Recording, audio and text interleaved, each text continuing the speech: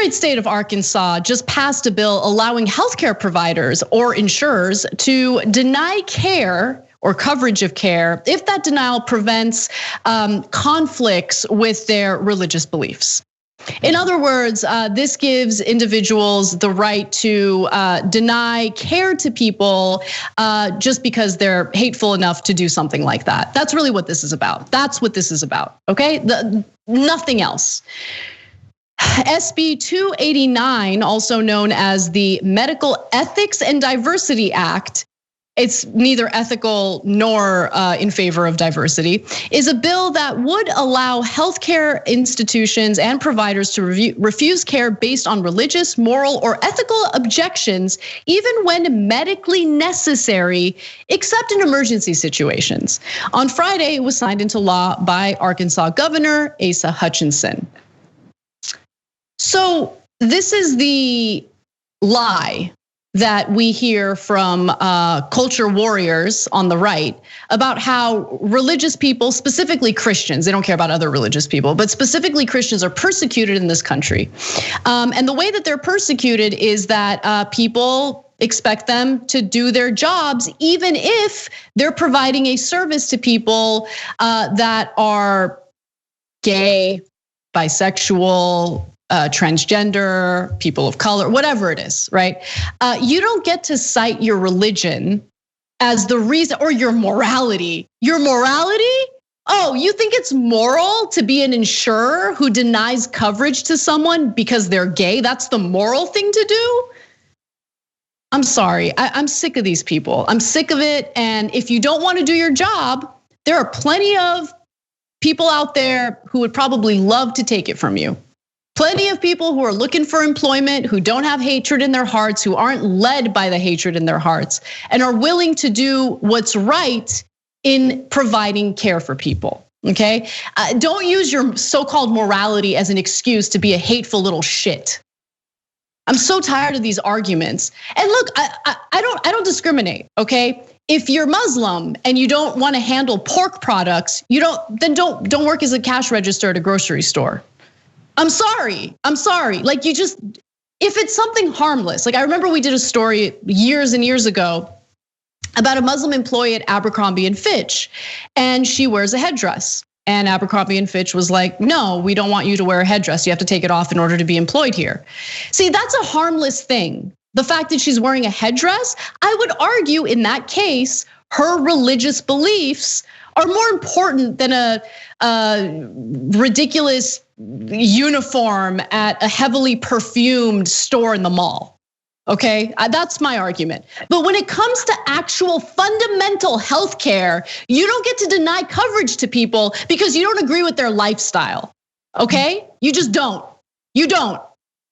And where makes me want to go to Arkansas and work as a healthcare provider just so I can say no to gun owners because I don't agree with their lifestyle. That's right. You don't get healthcare because I don't agree with your lifestyle. How about that? That would be a pretty crappy thing to do, right? And where do you draw the line too? So because, right, according to that man that we saw in the story earlier who was trying to justify slavery because of the Bible, now where do you justify?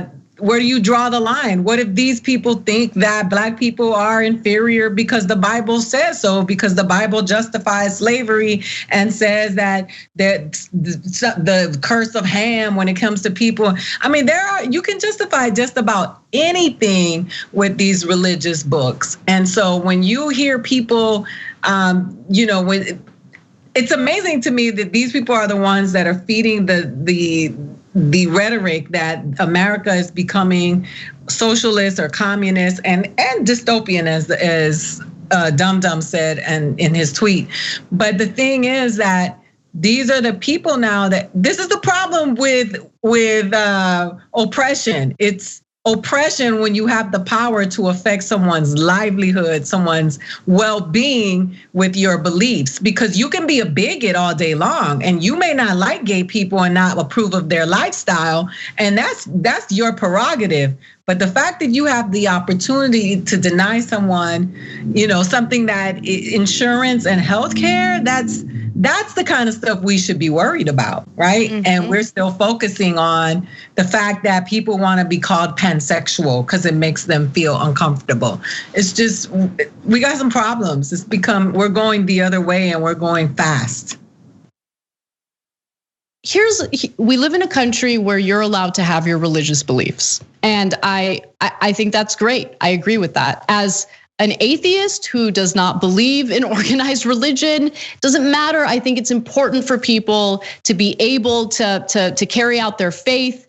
But here's the thing, you don't get a pass when you don't want to do your job, right? Like if you're an important part of a healthcare infrastructure which by the way is already incredibly flawed and already denies care to people, you don't get to add an extra layer of awfulness to that system by pretending as though your religious beliefs, right? Stop hiding behind your religious beliefs. I get it.